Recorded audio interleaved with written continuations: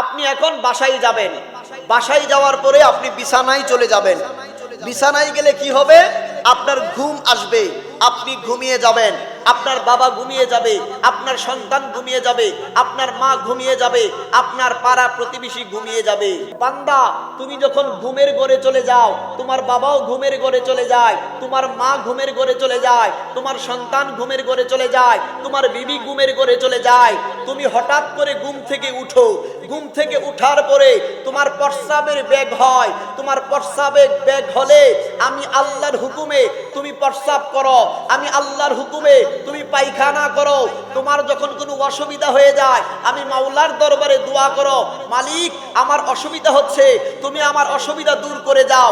তোমার বাবা ঘুমিয়ে যায়, তোমার মা ঘুমিয়ে যায়, তোমার মা বাবা স্ত্রী পুত্র কেউ খবর নেয় না। আমি আল্লাহও যদি ঘুমাইয়া যাইতাম, তুমি যখন ঘুম থেকে উঠতা বান্দা, তুমি যখন ঘুম থেকে উঠতা প্রস্রাব করার জন্য, তোমার প্রস্রাবটা যদি 1 মিনিটের জন্য বন্ধ হয়ে যাইতো, আমি আল্লাহ যদি ঘুমায়া থাকতাম, তোমার প্রস্রাব বন্ধ হয়ে গেলে তুমি এখানেই মারা যাইতা ছটফট করে। তোমার পায়খানা বন্ধ হয়ে গেলে এখানেই তুমি মারা যাইতা ছটফট করে। তোমার মার কাছে বলতা না, তোমার বাবার কাছে বলার সুযোগ নাই। আমি আল্লাহর কাছে রাত্রের 2টা হোক, 3টা হোক, 4টা হোক, 1টা হোক, আমি আল্লাহর দরবারে কোনো বান্দা যখন আরজি করে, আমি সাথে সাথে ওই বান্দার আরজি কবুল করে তাকে আমি আল্লাহ শান্তি দান করে দিই।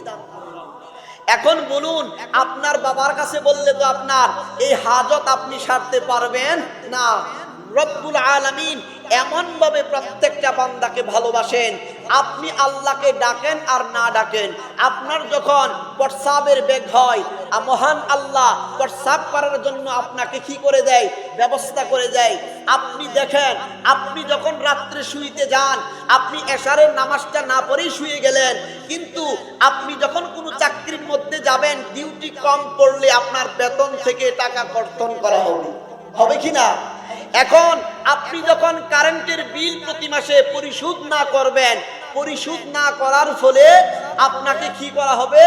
জরিমানা সহ আপনার অতীতের সমস্ত বকেয়াগুলি আদায় করবে, সমস্ত বকেয়াগুলি আদায় করবে, আপনার লাইনটা কেটে দিবে। আল্লাহ যদি একদিনের জন্য খাবার রিজিক বন্ধ করে দেন, আল্লাহ যদি একদিনের জন্য আপনার প্রস্রাব বন্ধ করে দেয়, আল্লাহ যদি একদিনের জন্য আপনার চলাফেরা বন্ধ করে দেয়, আমি আপনি চলতে পারবো? আমি আপনি চলতে পারবো? তাহলে এই জন্য সর্বশ্রেষ্ঠ এবং সদা সর্বদা জিকির হবে কার? আরো জোরে বলুন, জিকির হবে কার? এই যুবক শুনো, তুমি রাস্তাঘাটের মধ্যে দাঁড়িয়ে আছো, আমি এই জমিন থেকে বলতে চাই, আজকে আমরা বাসায় যখন চলে যাব, আগামীকাল তুমি খোঁজ নিয়ে দেখবা, আগামীকাল লক্ষ লক্ষ পৃথিবীর বুকে লক্ষ লক্ষ হাজার হাজার মানুষের মৃত্যুর সংবাদ আগামীকাল ফজরের পরে আসতে পারে কি পারে না? প্রতিদিন হাজার হাজার মানুষের মৃত্যুর সংবাদ চলে আসে। আমি আপনি কেউ বলতে পারি না আগামীকাল ফজরের নামাজের পরে ঘন্টা এলান মসজিদে হবে কি হবে না, কেউ বলতে পারি? আমি আপনি যখন চক্ষু বন্ধ করে দেই, আমি আপনি যখন চক্ষু বন্ধ করে দেই, কিতাব প্রমাণ করে এটা এক প্রকার মৃত্যু, এটা এক প্রকার মৃত্যু। আপনার চোখ যদি ফজরের সময় খুলে আপনি দুনিয়া দেখতে পারবেন, যদি চোখটা আর না খুলে আপনি মৃত, ডেড, আপনার আর প্রাণ সঞ্চার হবে না।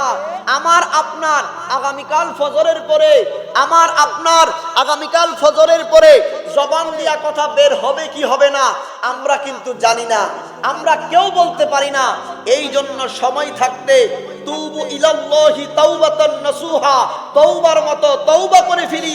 আজকের এই মাহফিল থেকে আপনি ঘরে থাকেন, ঘরে নামাজ আদায় করেন, আপনি ক্ষেত খামারে থাকেন, ওই জায়গায় নামাজ আদায় করেন, আপনি মসজিদে সুযোগ আছে ওই জায়গায় গিয়ে নামাজ আদায় করেন, আপনি আল্লাহর জিকির করেন। আমার আল্লাহ বললেন, আমি আল্লাহর জিকির যে বেশি বেশি করবে তার রিজিকের ব্যবস্থা আমি আল্লাহ আরো বাড়িয়ে দিব।